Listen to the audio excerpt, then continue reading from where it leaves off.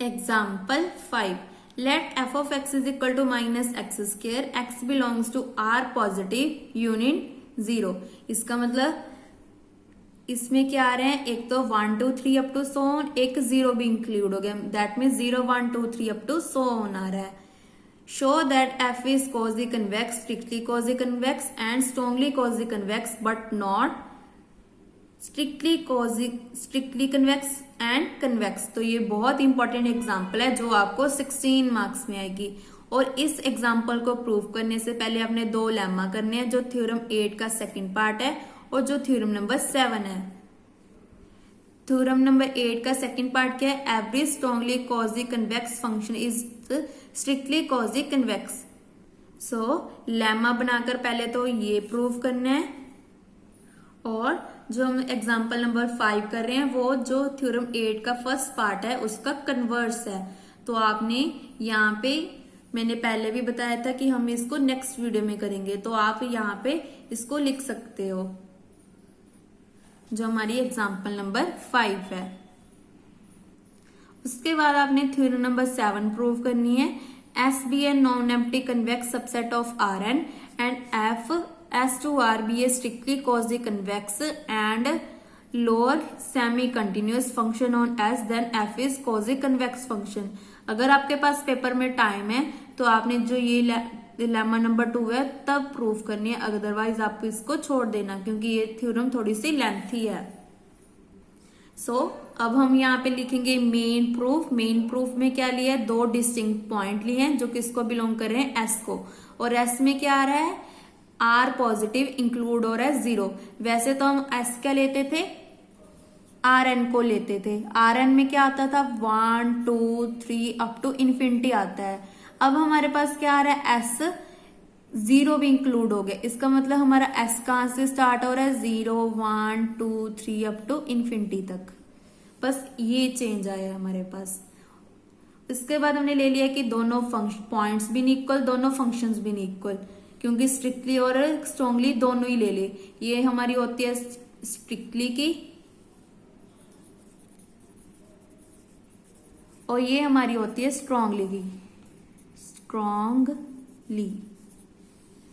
उसके बाद F of x given है हमारे पास माइनस एक्स स्क्वायर. इसका मतलब एफ ऑफ एक्स वन आ गया minus x one square, f of x two आ गया माइनस एक्स टू स्क्वायर.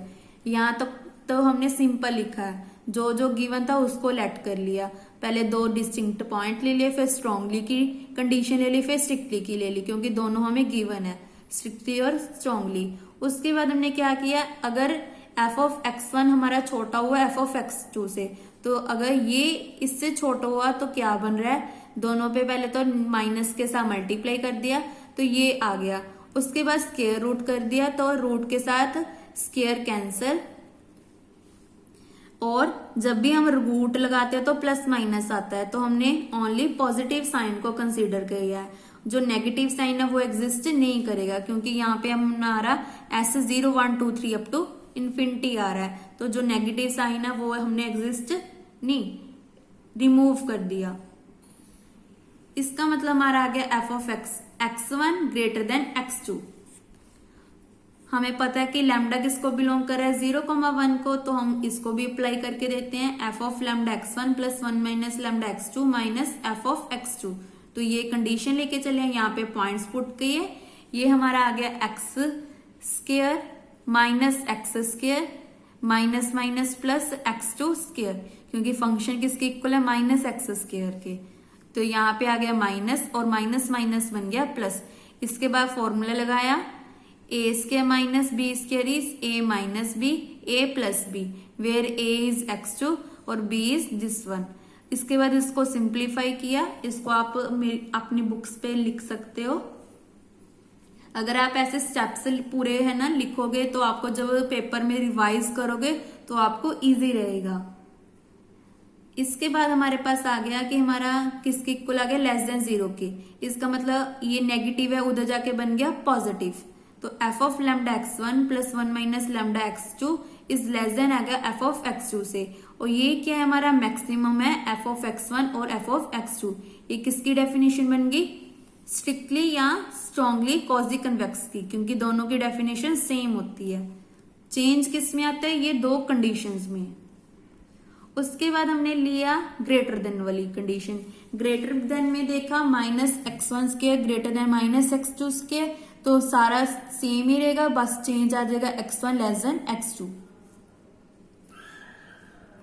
उसके बाद हमने फिर से सेम डेफिनेशन ली, चेंज किस में आया, f(x1) में, क्योंकि x1 हमारा छोटा आ रहा है x2 से, जो भी छोटा होता है वही हम लेते हैं, तो यहाँ पे हमने x1 ले लिया। फिर से पॉइंट्स पुट कर दिए, क्योंकि फंक्शन की वैल्यू क्या है, -x², तो x स्क्वायर आ गया और माइनस माइनस बन गया +x1 स्क्वायर। फिर से a square minus b square is a minus b, a plus b, इनको ओपन किया, देन सॉल्व करके देखा कि लेस देन 0 आ रहा है। पहले तो हम चेक करते हैं कि लेस देन 0 आ रहा है कि नहीं आ रहा। पहले ये कंडीशन बना के देखते हैं कि लैम्डा हमारा 0 से 1 लाई कर रहा है, हमें 1 माइनस लैम्डा चाहिए, तो यहाँ पे पहले तो माइनस के साथ मल्टीप्लाई कर दिया, फिर 1 ऐड कर दिया, तो 1 माइनस 1 बन गया 0, less than 1 minus lambda less than 1, इसका मतलब 1 माइनस लैम्डा हमारा आ गया ग्रेटर देन 0। उसके बाद हमने ये कंडीशन देखते हैं, हमारे पास गिवन क्या है कि x1 छोटा है x2 से, तो इसको इधर ले आए, x1 minus x2 less than 0 आ गया। इसका मतलब अगर इन दोनों को मल्टीप्लाई करेंगे तो यहाँ पे आ जाएगा लेस देन 0, क्योंकि positive into negative is negative. For example 1 minus 1 is -1, तो यहाँ पे इन दोनों को मिला के तो आ रहा है लेस देन 0। अब हम इसको देखते हैं। वैसे तो इसको चेक करने की जरूरत ही नहीं है, क्योंकि ये हमें पता है कि क्या है, लेस देन 0 है, क्योंकि हमारा जो x1 है वो छोटा है x2 से, तो ये भी कंडीशन हमारी लेस देन 0 आ गई। ये दोनों भी नेगेटिव आ रहे हैं, ये भी नेगेटिव आ रहा है। अब हम तीनों को मिला के देखते हैं। ये आ रही है हमारी पॉजिटिव, ये हमारी आ रही थी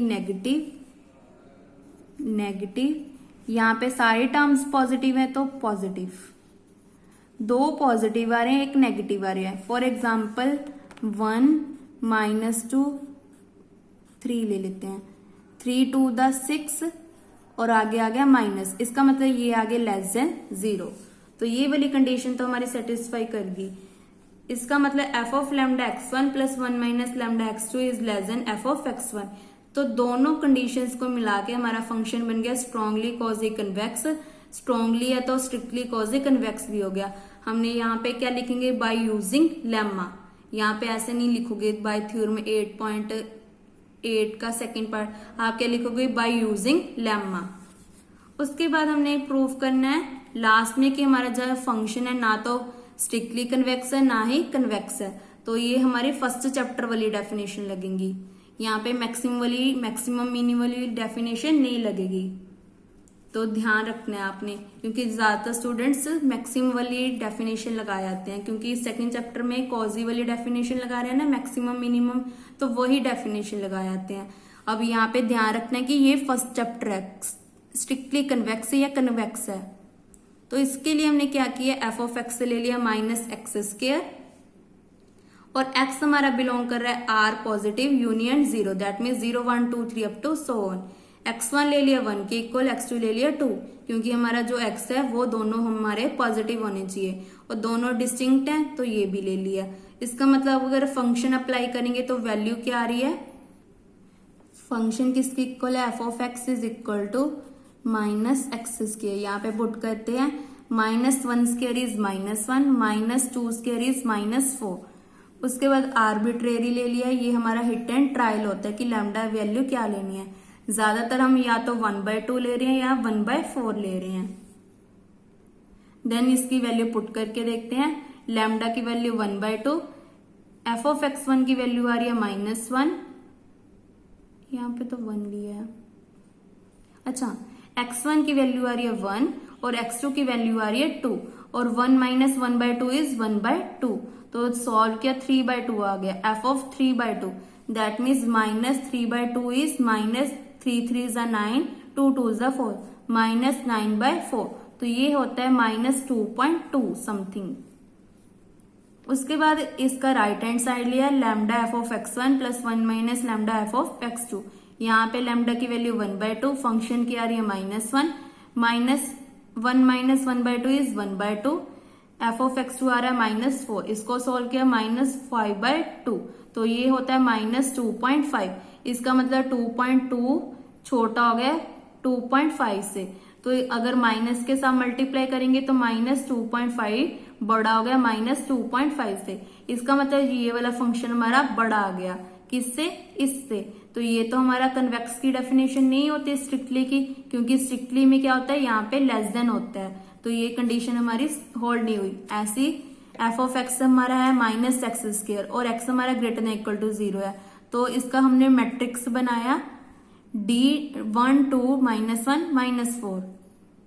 यहाँ पे हम बना के देखते हैं। पहले तो हेसन मैट्रिक्स बनाते हैं, जैसे फर्स्ट चैप्टर में किया था। किसके इक्वल था? Curl square F curl x1 square, curl square F curl x1 curl x2। यहाँ पे आता है वैल्यू सेम होती है इन दोनों की, और यहाँ पे आता है curl square F curl x2 square. तो वैल्यूज पुट करके देखते हैं, तो इनका डबल पार्शियल करते हैं। Curl F upon curl x1 is equal to -2x1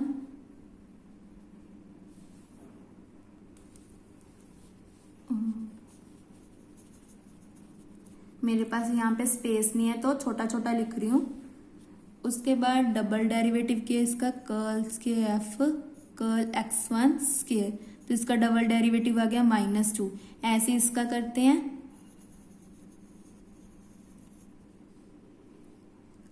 curl F upon curl x2 is equal to -2x2, double किया तो आ गया -2। उसके बाद हमने करना है कर्ल अपॉन कर्ल x1, अंदर रख दिया x2 को, आप किसी को भी अंदर रख सकते हो। उसके बाद ये एज इट इज, इसकी वैल्यू आ जाएगी हमारे पास curl F upon curl x2, ये वाली -2x2। यहाँ पे 1 वाली वैल्यू नहीं है तो 0 आ गया, दैट मीन्स -2 0 0। तो यहाँ पे हमारा मैट्रिक्स बन गया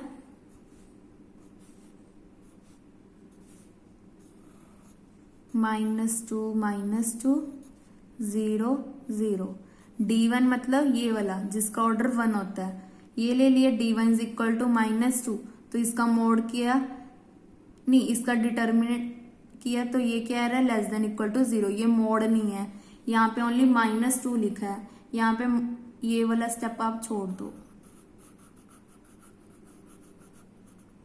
सो D1 हमारा क्या आ गया, इक्वल टू आ गया -2 के, इक्वल टू तो लिखना था, ये किससे छोटा आ गया, 0 से। इक्वालिटी नहीं आएगी, ओनली लेस देन है, लेस देन 0 से। तो इसका मतलब हमारा f क्या आ गया, नॉट कन्वेक्स आ गया, क्योंकि हमें पता है कि x क्या है, ग्रेटर देन इक्वल टू 0 है। स्टार्टिंग में भी हमने लिखा था कि हमारा जो s है वो कहाँ से स्टार्ट हो रहा है, 0 1 2 3 अप टू सो ऑन से, नेगेटिव वैल्यूज एग्जिस्ट नहीं कर रही। सो यहां से क्लियर हो रहा है कि ना तो फंक्शन हमारा कन्वेक्स है, ना ही स्ट्रिक्टली कन्वेक्स है। तो ये बहुत इंपॉर्टेंट एग्जांपल है जो आपको 16 मार्क्स में आएगी। अगर आपके पास पेपर में टाइम है तो आपने जो थ्योरम नंबर 7 है उसको प्रूव करना है, अदरवाइज इसका ओनली रिजल्ट लिख देना है। और जो थ्योरम नंबर 8 का सेकंड पार्ट है इसको तो आपने जरूर प्रूव करना है, क्योंकि ये इसका प्रूफ भी बहुत छोटा सा है। यहाँ पे रिजल्ट क्या बन गया, अगर हमारा फंक्शन कॉजी कन्वेक्स है, नहीं, अगर F of X is equal to -x² है तो हमारा जो फंक्शन है वो कॉजी कन्वेक्स भी है, स्ट्रिक्टली कॉजी कन्वेक्स भी है और स्ट्रॉन्गली कॉजी कन्वेक्स है। बट ये फंक्शन हमारा ना तो स्ट्रिक्टली कन्वेक्स है ना ही कन्वेक्स है। तो इसी के साथ हमारी एग्जाम्पल कंप्लीट होती है और हमारा जो टॉपिक नंबर 5 था वो भी कंप्लीट होता है। नेक्स्ट वीडियो में हम टॉपिक नंबर 6 करेंगे, सूडो कन्वेक्स फंक्शन। ये बहुत इंपॉर्टेंट टॉपिक है, जो भी हमने प्रीवियस टॉपिक्स किए हैं एज ए लेमा बनाकर इसमें प्रूव करेंगे। पहले हम रिवाइज कर लेते हैं, हमने कौन कौन से टॉपिक कर लिए। पहले तो हमने कही इसकी इंट्रोडक्शन, उसके बाद सेकंड टॉपिक किया था कॉजी कन्वेक्स फंक्शन, फिर differentiable quasi convex function, strictly quasi convex function, और अभी हमने किया है स्ट्रॉन्गली कॉजी कन्वेक्स फंक्शन। अब हमारे पास 3 टॉपिक रह गए, जिसमें टॉपिक नंबर 6 और टॉपिक नंबर 8 बहुत इंपॉर्टेंट है। Pseudo convex function, convexity at a point, quasi convexity of twice differentiable function. ये 3 टॉपिक रह गए। इसके बाद आप जो चैप्टर नंबर 2 है वो भी कंप्लीट हो जाएगा। और जो सभी चैप्टर्स हैं वो आप मेरी चैनल की प्लेलिस्ट में जाकर देख सकते हो। फर्स्ट चैप्टर है convex function, second is generalization of convex function, third is FJ और केकेटी कंडीशन। ये बहुत इंपॉर्टेंट चैप्टर है जिसमें आपको 32 मार्क्स का पेपर आएगा और इन दोनों को मिला के आपको 32 मार्क्स का पेपर आएगा। अगर आप पेपर में ये दोनों चैप्टर भी अच्छे से करके जाओगे तब भी आपको 32 मार्क्स आ जाएंगे। अगर ये चैप्टर और साथ में ये चैप्टर करोगे तब भी आपको 32 मार्क्स अच्छे से आ जाएंगे। बट ये चैप्टर आपको तभी आएगा अगर आप फर्स्ट चैप्टर करोगे, क्योंकि सारा यही चैप्टर है।